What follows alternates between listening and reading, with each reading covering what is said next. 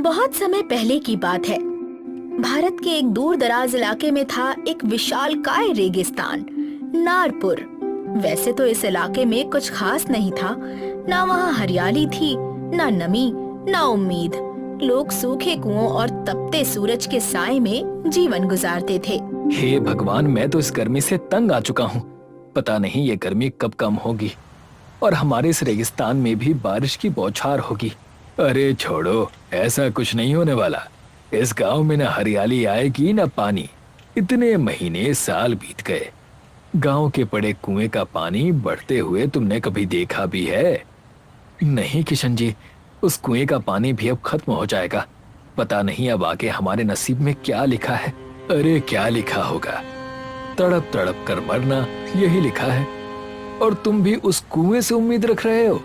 उस कुएं का पानी भी कहाँ हमें बचा पा रहा है। अरे उस पानी से भी हमें कुछ खास नहीं मिलता। एक तो उसका पानी खारा है, ना खाने में स्वाद आ पाता है, ना स्वास्थ्य ठीक रहता है। अरे वो खारा पानी पी पी कर तो मैं सालों से बीमार हूँ। आपकी बात तो सही है किशन जी, किंतु गले की प्यास बुझाने के लिए हमारे पास पानी के नाम पर कुछ तो था ना। अगर अब उस कुएं का पानी भी खत्म हुआ तो हम क्या करेंगे? सब के सब मर जाएंगे। नहीं नहीं, मैं मरना नहीं चाहता, ना ही अपने दो बच्चों को ऐसे मरता हुआ देख सकता हूँ। अच्छा, तो अब तुम क्या कर लोगी? आसमान से बारिश बरसाओगे? जानते हो ना, हमारे इस गांव को श्राप मिला है कि हम सब पानी के लिए तड़पेंगे, मरेंगे पानी के बिना। किशन जी देखिए, मैं कुछ नहीं भूला, लेकिन इस कठिन स्थिति में आप अगर कुछ बोलकर किसी को हिम्मत नहीं दे सकते तो कम से कम उसकी हिम्मत तो मत तोड़िए। बेचारा रामू किशन जी की बेबाक बातें सुनकर बड़ा मायूस हो गया था। उसे मन ही मन डर लग रहा था कि आने वाले दिनों में वो और उसका परिवार सब पानी के बिना तड़प तड़प कर मर जाएंगे। हे भगवान, ये सब क्या चल रहा है? मैं मानता हूँ कि हमारे पूर्वजों से गलतियाँ हुई हैं, किंतु उसकी सजा हमें क्यों? मेरे बच्चों को क्यों? मैं तुम्हारे पांव पड़ता हूँ, इस सब से हमें बचा लो भगवान, बचा लो। रामू डर के मारे भगवान को प्रार्थना कर रहा था। तभी उसकी सारी बातें उसके बेटे अयान ने सुन ली और वो सोच में पड़ गया कि ऐसा क्या हुआ था उसके पूर्वजों के हाथों, जिसके कारण आज भी नई पीढ़ियां उसकी सजा भुगत रही है। अयान के मन में कई सवाल उठ रहे थे जिनके जवाब वो जानना चाहता था और इसके बारे में उसने अपनी दादी से बात की। दादी? अरे अयान बेटा। अरे रे दादी, आराम से।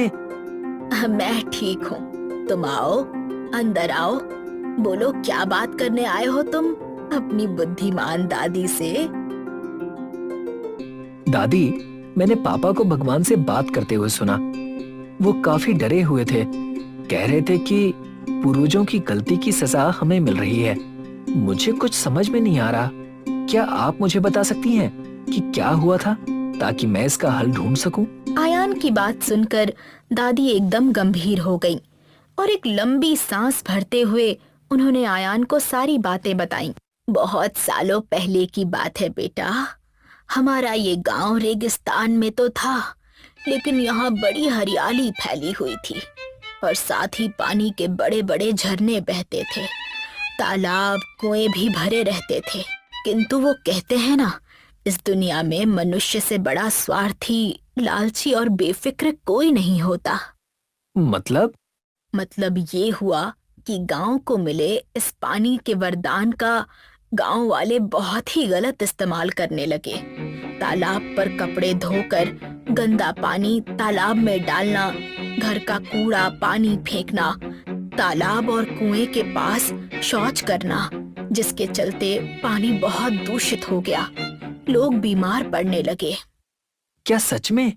हाँ, तब इन गांव वालों ने अपनी गलती सुधारने के बजाय भगवान के पास ना जाने कितनी मन्नतें मांगी, यज्ञ किए कि ये सब ठीक करो, लेकिन ऐसा नहीं हुआ।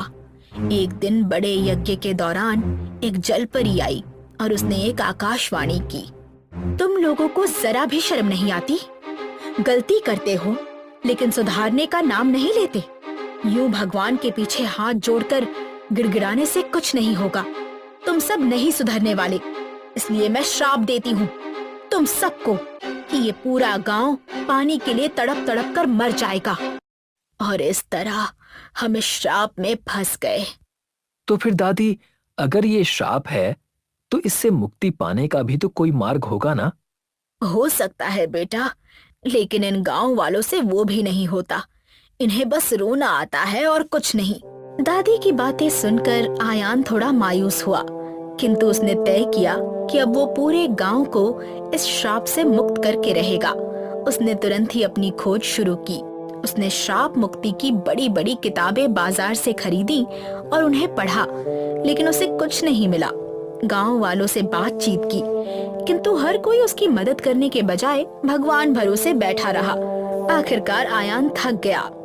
दादी ने सही कहा था, इन गांव वालों को सिर्फ रोना आता है, किसी को भी स्थिति बदलने की चिंता ही नहीं है। हाँ। तभी अचानक आयान के मन में एक विचार आया और वो भागते हुए मंदिर के पंडित जी के पास जा पहुंचा, जहां उसे पता चला कि उसे एक जल यज्ञ करना होगा। जलपरी को खुश करना होगा, उसका विश्वास जीतना होगा, तभी वो इस गांव को फिर से हरा भरा जल युक्त बना सकेगा।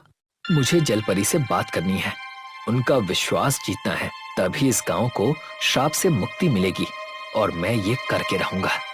पंडित जी द्वारा बताए मार्ग के अनुसार गांव के तालाब के पास जा पहुंचा। सारे गांव वाले आयान के पीछे शांति से बैठे थे।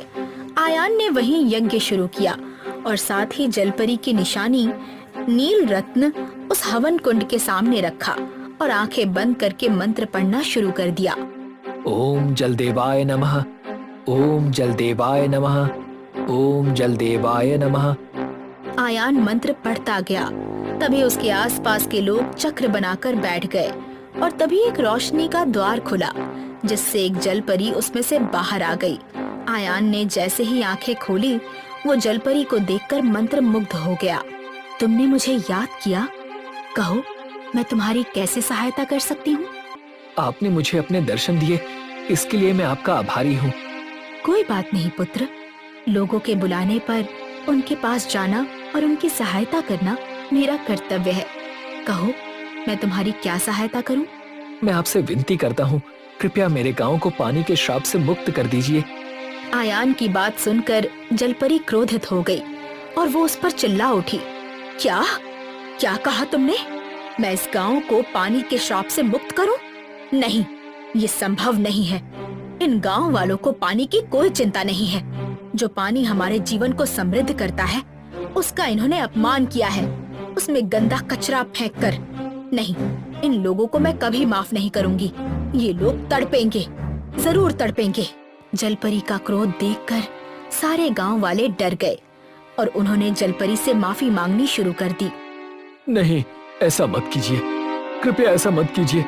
मानते हैं हमसे गलती हुई, किंतु हम में से कोई भी पिछली गलती दोबारा नहीं दोहराएगा। हम वचन देते हैं, हम पानी का अपमान नहीं करेंगे। हम पर दया कीजिए। गांव वाले सही कह रहे हैं, हम फिर वही गलती नहीं करेंगे। हम वचन देते हैं, जो गलती पूर्वजों से हुई उसकी सजा मासूम लोगों को मत दीजिए। कृपा कीजिए, कृपा कीजिए। आयान और रामू की वजह से सारे गांव वाले भी एक एक करके जलपरी से माफी मांगने लगे। पूरे पूजा स्थल पर लोगों की आवाजें गूंजने लगी। बीमार होने के बावजूद भी लोग लगातार जलपरी से माफी मांग रहे थे। उनकी इतनी दयनीय हालत देखकर जलपरी का मन भावुक हो गया। रुक जाओ। जलपरी की बात सुनकर सब लोग एकदम शांत हो गए। पुत्र, तुमने सही कहा, पूर्वजों की गलती की सजा मासूमों को देना सही नहीं है। अब मुझसे तुम सबकी ये हालत देखी नहीं जाती, इसलिए मुझे इस गांव को श्राप से मुक्त करना ही होगा। लाओ, मुझे वो नील रत्न दो। आयान जलपरी को नील रत्न दे देता है।